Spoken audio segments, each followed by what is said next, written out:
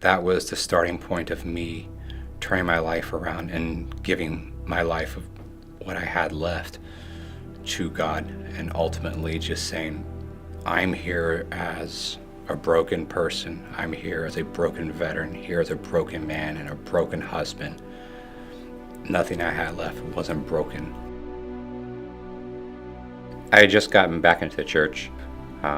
I was in my parents' basement living there. I was going through a divorce. I had just been cleaned out financially. I had just been recently medically retired from the military. And so I pretty much had lost my health, my everything at that point. I heard about the men's conference, and I really wanted to go to it, but I didn't have the financial means to even go to that. So I didn't think I was going to be able to make it. And then I got a phone call saying that there was a sponsorship program and that someone had sponsored for me to go. We went in there, and for the very first meeting, the very first day, God really used those people to touch my heart. And from that, the very first meeting, I came out just weeping. I started going to all the classes every day, and then from there, I could really hear God tugging at my heart. That constant tug that's been there for years. I'd say even for decades of me just living a life that is completely a life of this world.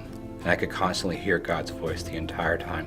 But I try and drown it out with things of this world which never actually drowned out that true calling that God has. But there, when I didn't have the distractions of my career, I didn't have the distractions of money or the other pleasures that this world has to offer, I could hear God's voice, and from there, I could hear Him calling me. During that time period, I became a Christian, and to the exact day, I don't know when. It was a slow, gradual process, because I'm kind of a stubborn person, but it was definitely a blessing. And that was the men's group was the major turning point in my life, a point where myself and others who are close to me can look back and say, that was the point, that was a turning point where I started to live for Him instead of myself. During the men's conference, multiple men poured into me and invested an insane amount of time and patience to deal with me and my stubbornness, and to meet me where I was.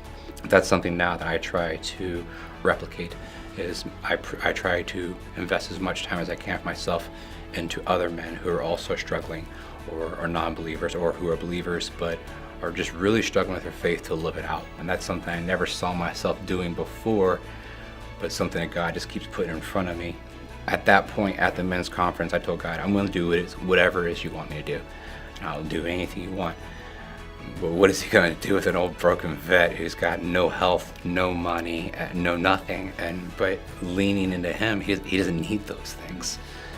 All He needed was me to say, yes, I will do whatever it is you ask. The world would look at my prior life and go, wasn't it not rewarding to fly in on Black Hawks and save people's lives? Yes, you can save their life, but you're only actually delaying something.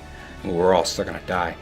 But to see a man turn his life around and his focus is now on Christ, that is unlike any other feeling I've ever had before. And it's so much more rewarding to see that, and because it has eternal value.